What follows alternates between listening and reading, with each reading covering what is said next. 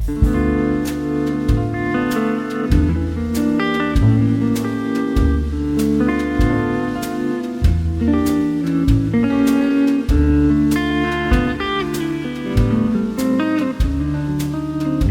안녕하세요. 젊은 정신과 의사들의 문학살롱 내부 책방입니다. 오늘도 어김없이 저희 내부자들 멤버 중에 가장 지적이고 위트 있는 두 남자가 함께합니다. 소개 부탁드릴게요. 네, 안녕하세요. 가장 문학적인 남자 윤희우입니다. 네, 그리고 저는 가장 지적이고 위트 있는 남자 오동훈입니다. 이제 익숙해진 것 같아요. 네네네. 습관적으로 웃는 것만 빼면은 앞부분을 다들 동의하시지 않을까. 그렇죠. 네. 아무도 반박을 하지 않는 것 같으니까. 그렇죠. 그리고 저희가 이전 방송 때 이미 책방 문은 열려 있다. 언제든지 소양을 쌓고 오면은 함께 할 수 있다라고 했는데 아무도 자원하시는 분이 없었어요. 그렇죠. 예. 아무도 같이 하고 싶다 아니면 나 이 책을 해보고 싶다 하시는 말씀 한 번도 없었죠. 그런 면에서 보면은 이제 저희 두 사람하고 나머지 멤버들이 조금은 수준의 차이가 있는 게 아닌가 그런 생각도 들고요. 예, 네. 그리고 저희 본격적인 방송에 앞서서 들으시면 아시겠지만 제가 감기에 걸려가지고 오늘도 목소리가 좀 걸걸합니다. 가급적 여러분들의 귀가 오염되지 않게 좀 조심조심 이야기를 할 텐데요. 또 조금 듣기 거슬리는 부분이 있어도 양해 부탁드릴게요. 네. 그러면 오늘 어떤 책을 다뤄볼지 윤희 선생님이 좀 소개를 해주시죠. 네, 오늘 다룰 책은 J.D. 셀린저의 호밀밭의 파수꾼을 한번 읽어보려고 합니다. 저희가 읽은 것은 민음사에서 번역을 한 책입니다. 네, 굉장히 유명한 책인데 이 책을 고르신 이유가 있을까요? 네, 이 책은 1951년에 발표가 됐는데 그 발표 당시부터 굉장히 논란을 일으켰던 작품이에요. 고등학생이 술, 담배, 게다가 중간에 매춘부를 만나기도 하는 장면까지 나와서 당시에 청소년에게 금지도서가 되기도 했었다가 지금은 미국 청소년 권장도서 목록에 들어갈 만큼 인정을 받기도 하는 작품이고요. 그 하버드생이 꼽은 베스트셀러 이런 베스트셀러라기보단 그 가장 도서관에서 많이 빌려 읽은 책 여기에도 앞에 순위권에 들어있는 책이기도 하고요.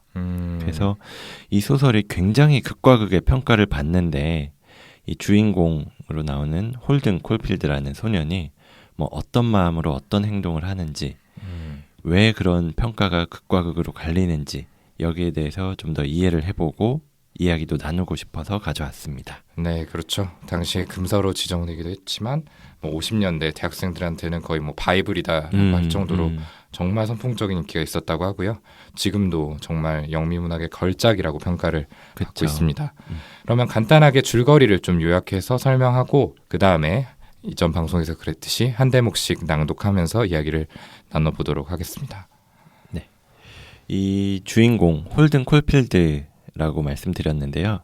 17살로 나와요. 이 사람이 1인칭 시점에서 이야기하는 구조로 이루어져 있는데요. 이 홀든은 영어 과목을 제외한 모든 과목에서 낙제한 다음에 명문 사립고등학교에서 퇴학을 당하게 됩니다. 그는 퇴학 통보가 담긴 편지가 부모님에게 전달될 때까지 뉴욕에서 시간을 보내는데 그곳에서 벌어지는 경험들이 주요 줄거리고요. 뉴욕의 술집, 호텔, 클럽 이런 곳들을 전전하면서 우울한 기분을 떨쳐내려고 하지만 어딜 가나 위선자들이 판을 친다. 이런 내용입니다. 네, 좋습니다. 그러면 첫 번째 부분 저와 윤희 선생님이 함께 낭독해 보도록 하겠습니다. 뭐라고 그러시든 그러니까 인생은 운동 경기와 같다고 말씀하셨어요. 규칙에 따라서 시합을 해야 한다고 말입니다. 교장 선생님은 아주 좋게 대해주셨어요. 화를 내신다거나 때리진 않으셨다는 뜻입니다. 인생이란 시합과 같다. 이 말씀만 계속하셨어요. 인생은 시합이지. 맞아. 인생이란 규칙에 따라야 되는 운동 경기와 같단다. 네, 선생님. 저도 그렇게 생각합니다. 시합 같은 소리 하고 있네. 시합은 무슨. 만약 잘난 놈들 축에 끼어 있으면 그땐 시합이라고 할 수도 있을 것이다. 그건 나도 인정한다. 하지만 그렇지 못한 측에 끼게 된다면, 잘난 놈들이라고는 하나도 찾아볼 수 없는 그런 편에 서게 된다면 그때는 어떻게 시합이 되겠는가? 아니, 그런 시합은 있을 수 없다.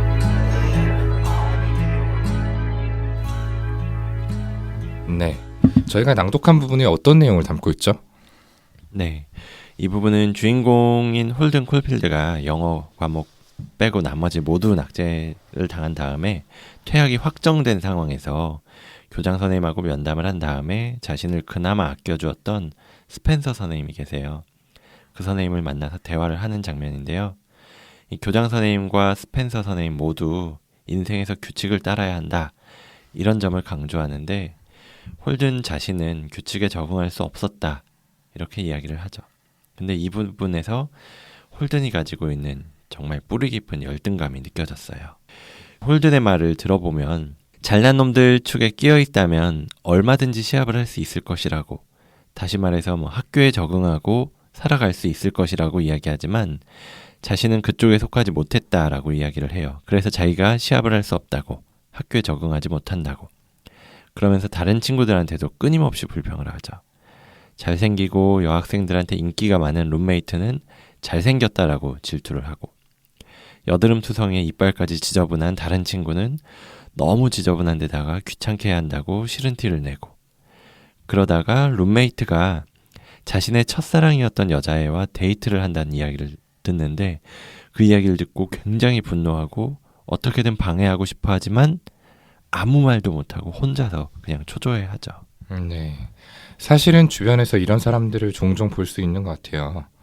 멀리서 찾을 거 없이 저 스스로도 가끔 이런 감정을 느낄 때가 있고요. 아마 윤희 선생님도 비슷할 것 같은데, 그쵸. 좋은 평가를 받지 못할 것 같다라는 생각이 들면은 굉장히 불안해지고 좀 위축되는 측면이 있잖아요. 그럴 때는 나를 알아주지 못하는 현실에 대해서 불만을 표현하기도 하고, 또 다른 사람들에 대해선 그 사람들이 가진 것들을 폄하하면서 그 사람들도 별거 없을 거야, 이런 식으로 좀 마음의 위안을 얻으려고 하기도 하는 거죠.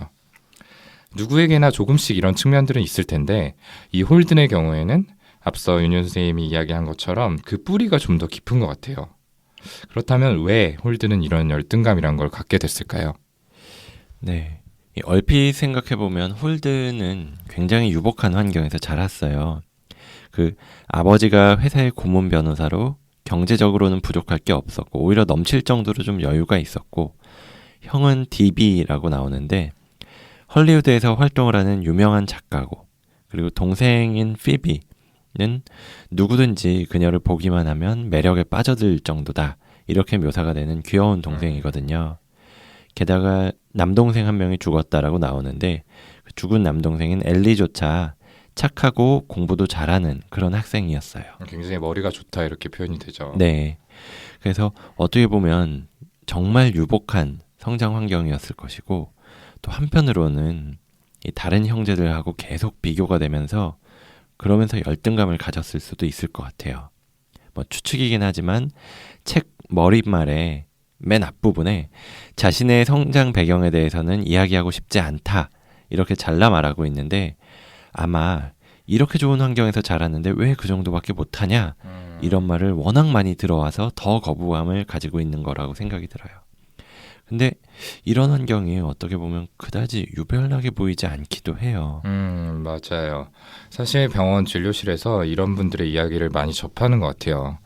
정말 살아가는 환경이 경제적으로 좀 어렵거나 정말 큰 트라우마를 겪었거나 누가 봐도 이건 좀 힘들겠다라는 삶을 사는 분들도 마음의 병을 안고 병원을 찾아오시지만 어떻게 보면 좀 홀든처럼 살고 있는 환경만 봤을 때는 뭐가 부족한가? 이런 생각이 드는 분들도 병원에서 심심치 않게 보게 되는 거죠. 그리고 그런 분들 중에선 스스로가 이미 내가 이렇게 아프다고 하면 안 되는 거 아는데 그래도 힘들다. 그렇지 나보다 더 힘든 사람들한테 미안하다. 그래서 어디서 말을도 못하겠다. 이렇게 하면서 자책을 하는 경우도 있어요. 맞아요. 그런데 사실 이 삶의 고통을 결정하는 건 그 삶이 객관적으로 어떤 수준이냐, 이것도 중요하겠지만 그것보다는 주관적으로 삶을 어떻게 받아들이고 있는지 그 멘탈 프레임에 의해서 결정이 되는 것 같거든요. 그리고 이 멘탈 프레임이라는 걸 만드는 건 살아가면서 겪는 감정적인 경험들인데, 홀든의 경우에는 앞에 이야기한 것처럼 어렸을 때부터 지속된 형제들과의 비교라든지 상대적으로 저조했던 학교에서의 성취 이런 것들, 이런 부정적인 경험들이 멘탈 프레임의 형성에 영향을 줬을 거라고 생각을 합니다. 네, 정말 공감이 되는 이야기예요. 진짜 진료실에서 그런 분들 많이 뵙거든요. 나는 병원에 찾아오기가 정말 미안하다라고 직접 말씀을 하시는 분도 있고 내가 그렇게 아프면 안 되는데 어디다 말할 수가 없다. 뭐 친구들한테도 내 고민을 말하면 너는 뭐 연봉이 얼마잖아. 너는 어느 회사 다니고 있잖아. 뭐 이래서 배부른 고민이다. 뭐 너 부모님이 뭐 하시는데 무슨 걱정이야? 뭐 이런 그러니까요. 식으로. 네가 뭐가 걱정이 있어? 이런 반응을 받으면 도저히 친구들한테 얘기를 할 수가 없다라고 하시고 뭐 어디다 털어놓지도 못한 채 끙끙 앓다가 결국에 병을 얻어서 찾아오신 경우. 그렇죠. 네. 그리고 그런 이제 반응들을 접하면 내가 이해받지 못했다라는 생각 때문에 맞아. 한 번 더 상처를 받으시는 그쵸. 것 같아요. 그래서 이제 좀 위로를 얻으려던 게 되려 상처가 더 깊어져서 그리고 병원까지 찾아오게 되는 경우들이 생기는 거죠. 네, 맞습니다. 어쨌든 이렇게 열등감을 가지고 있는 홀드는 자꾸만 반복해서 보이는 행동들이 있어요. 한 가지는 조금이라도 대답하기 곤란한 일이나 자기의 솔직한 마음을 이야기해야 하는 상황에서 반복해서 거짓말을 하는 모습을 보이고요. 또 한 가지는 어떤 사람이든지 쉽게 좋은 감정을 가졌다가 자신한테 불리한 대우를 하거나 조금이라도 안 좋은 말을 하면 순식간에 그 사람을 나쁜 사람으로 대하고 이런 모습이 극단적으로 보이는 장면이 잠시 후에 나오는데요. 제가 한번 그 장면을 읽어보고 낭독을 해보고 다시 한번 이야기 나눠볼게요. 마침내 셀리가 계단을 올라오는 모습이 보였다. 나는 그녀를 맞이하러 내려갔다. 셀리는 정말 굉장히 예뻐 보였다. 정말 그랬다. 검은 코트를 입고 검은 베레모 같은 걸 쓰고 있었다. 그녀는 모자를 잘 쓰지 않았는데 그 베레모는 기가 막히게 어울렸다. 좀 웃기게 들릴지는 몰라도 그 애를 본 순간 불현듯 결혼하고 싶다는 생각이 들었다. 난 미친 게 분명했다. 그다지 좋아하지도 않으면서 갑자기 그 애를 사랑하는 것 같다라는 생각에 결혼하고 싶다는 생각까지 들다니 정말 미쳤다. 나도 인정한다. 네, 이 장면은 시간이 지나고 나서 홀든 콜필드가 퇴학당하고 뉴욕으로 와서 뉴욕에서 셀리라는 여자하고 데이트를 해요. 이 장면에서 홀든이 어떤 사람에 대해서 좋은 감정을 정말 극적으로 느끼는 게 드러나는 장면이었거든요. 그렇죠. 이 셀리는 오랜만에 만난 여자친구인데 이전에 뭐 교제 비슷한 그런 관계였던 것 같아요. 근데 오랜만에 만난 순간에 결혼하고 싶다라는 생각이 들고 사랑하는 마음이 든다라는 게 홀든이 말했듯이 정말 좀 이상할 정도로 쉽게 감정이 생긴다는 느낌입니다. 그런데 이 좀 더 깊이 이 상황을 이해하기 위해서 셀리에 대해서 좀 더 설명을 드려야 될 것 같아요. 이 셀리는 앞서 말씀드린 것처럼 홀든이 몇 년 전부터 연락을 하고 만나던 여자친구고 정말 예쁘고 또 그만큼 인기가 많아서 여러 명의 남자가 셀리를 쫓아다닌다라고 해요. 이 홀든은 퇴학을 당하고 뉴욕으로 오기는 했지만 뉴욕에 있는 자기 집에 바로 들어가면은 방학 예정보다 빨리 온 거니까 그리고 또 분명히 퇴학당한 거를 들키고 혼날 게 걱정이 돼서 집에 가지 못하는 대신에 밖에서 배회를 하게 되는데 그 과정에 너무 외로워서 누구라도 만나고 싶은 마음에 하지만 막상 아는 사람도 많지 않고 연락할 사람도 별로 없는 상황에 처하게 되죠.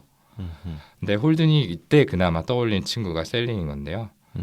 크리스마스 직전에 만나자고 했는데도 바로 셀리가 그러자라고 하게 되죠.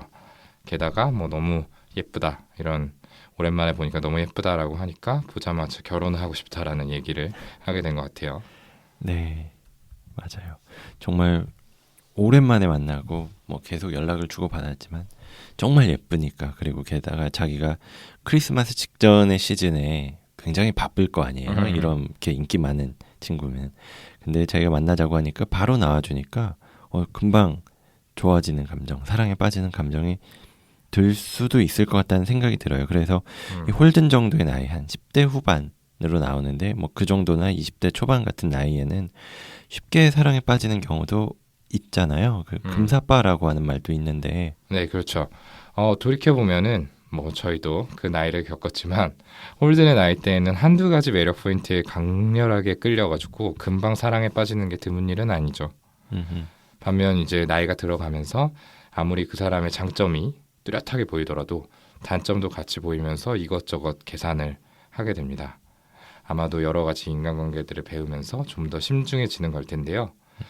근데 단지 젊다는 이유만으로 이렇게 모든 사람들이 쉽게 사랑을 빠지는 거는 아니잖아요.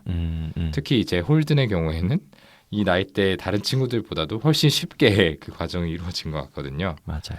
그리고 뒷장면으로 가면은 정말 작은 계기로 완전히 홀든의 마음이 뒤집어지죠. 어떻게 보면 굉장히 충동적이다. 너무 그 사람에 대한 태도가 극단적으로 변한다라고 할 수 있을 것 같아요. 네. 이 뒷장면을 보면 홀든하고 셀리가 같이 연극을 보러 가요. 근데 극장에서 어떤 남자가 셀리한테 아는 척을 하고 셀리는 반갑게 인사를 하고 이야기를 나눠요. 그러니까 홀든은 저희가 관심을 빼앗겼다. 셀리한테 거부당했다. 이런 생각이 들면서 자존감이 바닥으로 떨어져 버리게 됩니다. 그래서 그 뒤에 스케이트를 타러 가는데 사람들이 다 자꾸만 넘어지는 나를 바라보고 비웃는 것 같다. 이런 생각에 빠져버리고요. 그리고 이런 상황이 되게 만든 셀리한테 대해서 굉장히 분노를 하게 됩니다. 그래서 셀리한테 온갖 폭언을 하면서 내가 무슨 말을 하는지 넌 하나도 모른다. 사실 너랑 같이 있으면 답답해서 말이야. 이런 식으로 마음에 없던 말로 셀리를 상처 주는 말들을 마구 던지게 되죠. 그렇죠.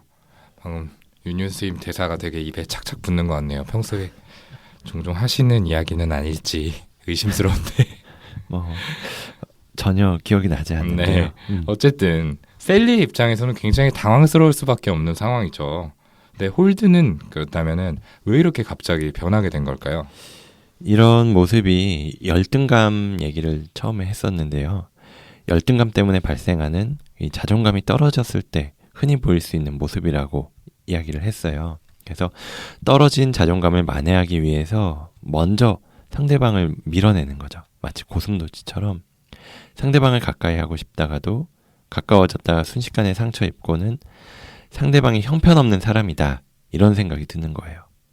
그래서 이렇게 어떤 사람에 대한 평가가 극단적으로 갈리는 현상이 상대방을 이상적으로 치켜 세우다가 평가절하기를 오가는 것, 이런 걸 분열이라고 하는 방어기제라고 설명을 합니다. 네, 이 분열, 영어로는 스플리팅이라고 부르는데요.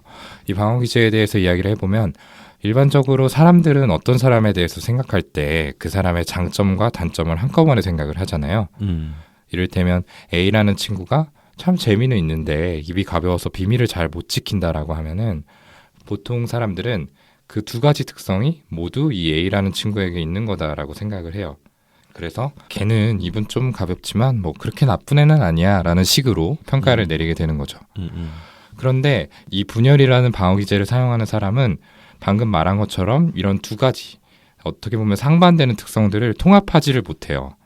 그래서 어떤 고민이 있을 때 이 친구하고 얘기를 하고 나서는 A는 내가 우울할 때 나를 즐겁게 하고 기분이 나아지게 하는 정말 좋은 친구야 라고 생각을 하게 돼요. 그래서 나아가서 없어서는 안 될 정말 너무 소중한 사람이다 라고 느끼기도 하는데, 그런데 얼마 뒤에 이 A가 자기 자신의 비밀을 다른 사람에게 이야기했다는 걸 알게 되고는 배신자, 정말 나쁜 사람, 나의 원수, 다시는 보고 싶지 않은, 이런 식의 좀 극단적으로 부정적인 평가를 내리게 되는 거죠. 이렇게 두 가지 평가를 이제 극과 극 사이를 오가게 되는 거를 이제 분열이라는 방어기제로 설명을 합니다.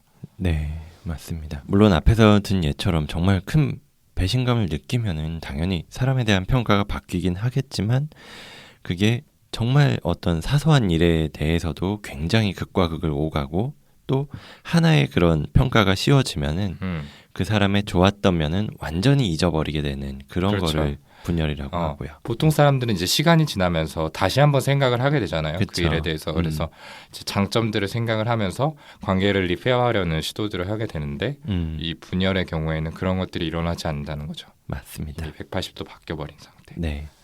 그래서 이 분열이라는 방어기제는 경계성 성격이나 자기애성 성격인 사람들이 흔히 사용하는 것인데요. 그런 사람들은 어떤 상대방에 대한 평가를 할 때 항상 좀 극과 극인 모습을 보이곤 해요. 그래서 이런 사람들은 자존감이 낮기 때문에 조금만 상대방이 나한테 부정적인 태도를 취해도 쉽게 상처를 받고요. 그래서 자신의 자존감을 지키기 위해서 먼저 상대방을 깎아내리거나 뭐 이상화하거나 이렇게 극단을 오가게 되는 거죠. 네. 그래서 뭐 다시 말하자면 나에게 상처를 줄 만한 관계는 싹부터 잘라내버리겠다. 이런 식의 좀 미성숙한 방어다라고 볼 수 있을 것 같아요. 아무튼 이 뒷이야기를 좀 더 나눠보면요. 홀드는 뉴욕에서 술집, 호텔, 클럽 등을 전전하지만 이 우울한 기분이 나아지지는 않고 오히려 그때그때 만난 사람의 뭐 허영심이나 위선 이런 것들을 보면서 환멸감을 느끼게 됩니다. 그렇게 한참을 방황하던 홀드는 밤늦게 몰래 집에 들어가서 여동생 피비를 보고 싶다 이런 생각을 하게 되고 이제 집으로 들어가게 되죠. 피비는 예정보다 먼저 집에 온 오빠를 보고 또 퇴학당했다라는 걸 눈치를 채게 되고요. 도대체 왜 모든 학교에 적응을 못하는 건지, 홀든이 정말 좋아하는 게 뭔지 여기에 대해서 물어보게 돼요. 이 질문에 한참을 생각하고 나서야 홀든은 자기 자신이 좋아하는 것이 한 가지 있다는 걸 깨닫고 그를 이야기를 해주게 되는데요.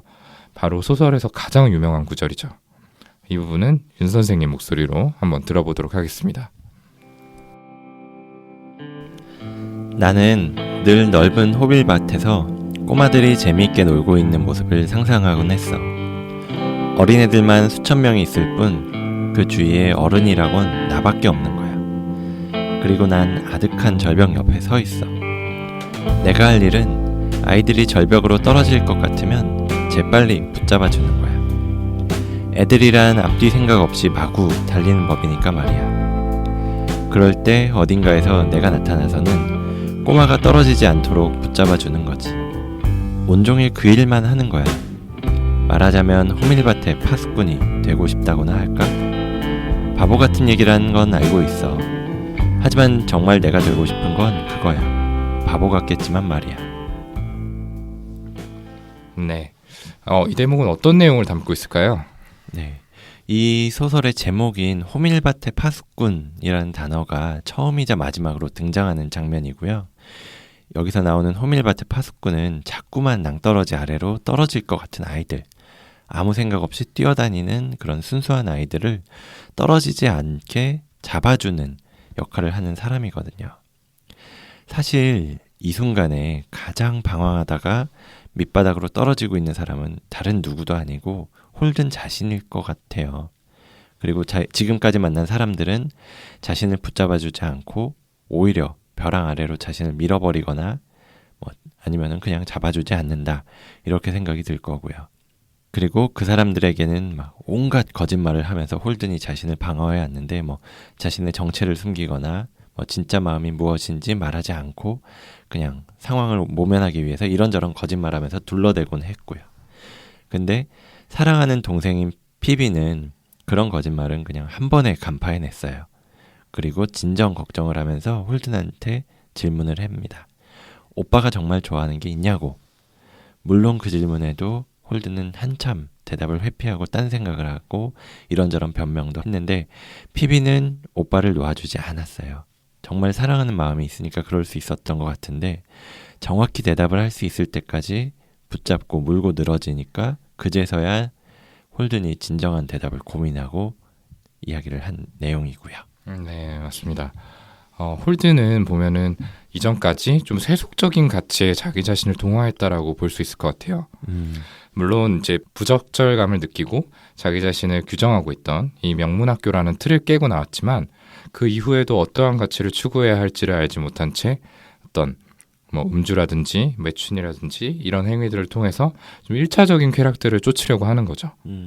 그런데 이것들을 이제 추구를 하지만 그럼에도 불구하고 홀든은 행복감을 느끼지 못했고, 그래서 내가 진짜로 원하는 게 뭔가에 대해서 좀 혼란스러워하는 모습들이 나와요.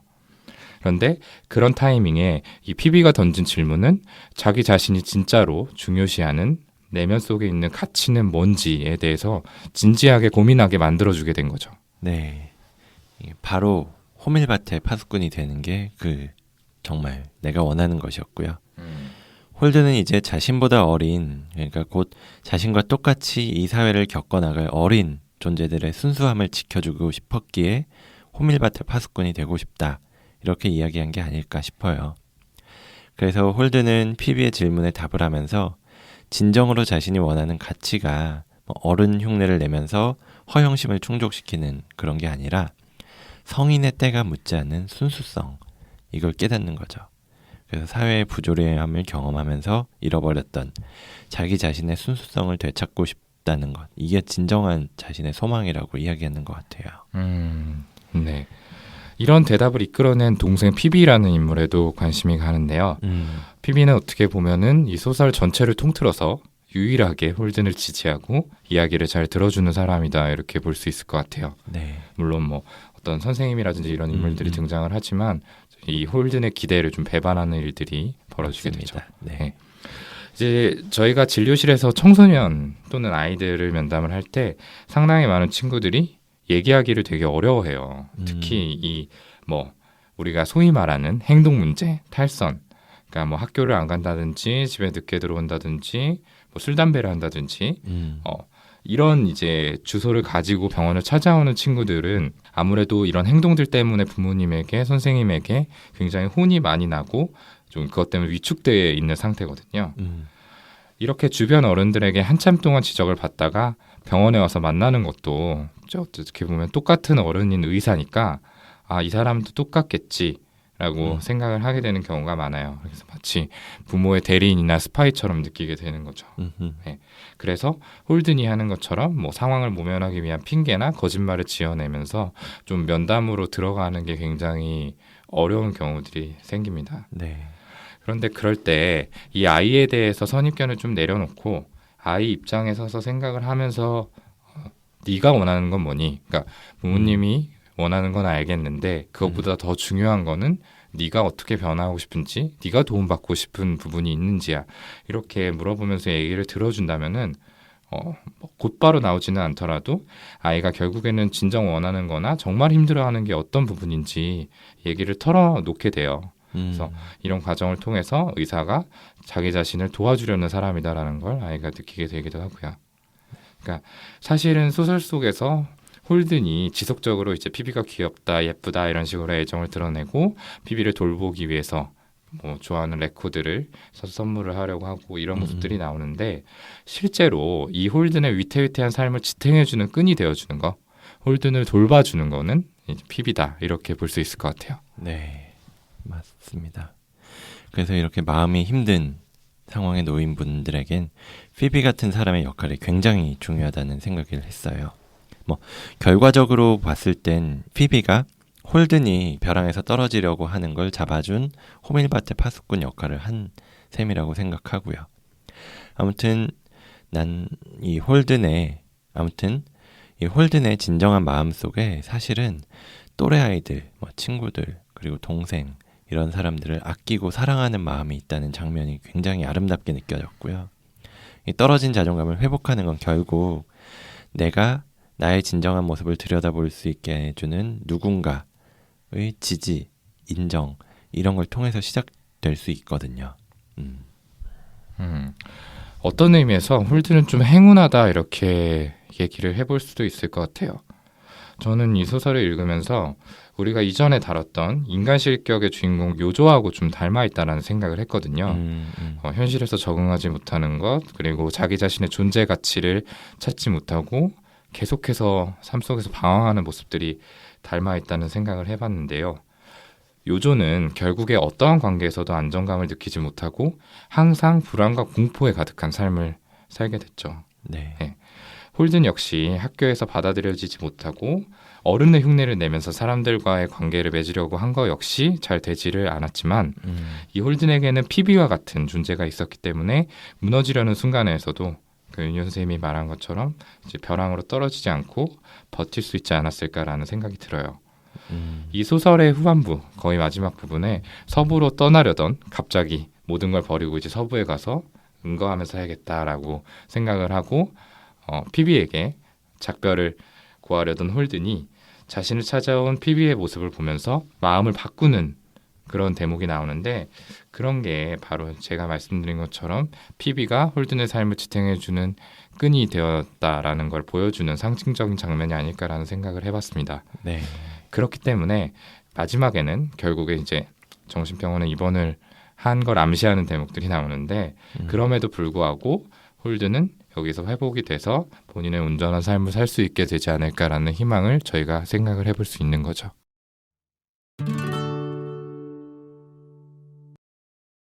좋습니다. 예, 이렇게 방송을 마무리해 볼 텐데요. 오늘 저희 내부 책방 4화는 셀린저의 호밀밭의 파수꾼을 다뤄봤습니다. 오늘 방송도 이 책에 대해서 굉장히 좀 읽고 싶은 욕구를 돋구어주는 그런 방송이 되기를 소망을 하고요. 혹시 저희가 방송에서 다뤘으면 하는 책이 있으시다면 뭐 댓글이든 메일이든 의견 주시면 너무 감사할 것 같아요. 사실 호밀밭의 파수꾼도 저희가 네. 그 댓글로 신청해 주신 작품이었죠. 맞습니다. 네, 그분께도 이제 좀 재미있는 기대만큼의 유익한 방송이 되었기를 소망합니다. 그러면 저희는 다음 시간에 더 재미있고 유익한 작품을 낱낱이 파헤쳐서 다시 돌아오도록 하겠습니다. 감사합니다. 감사합니다.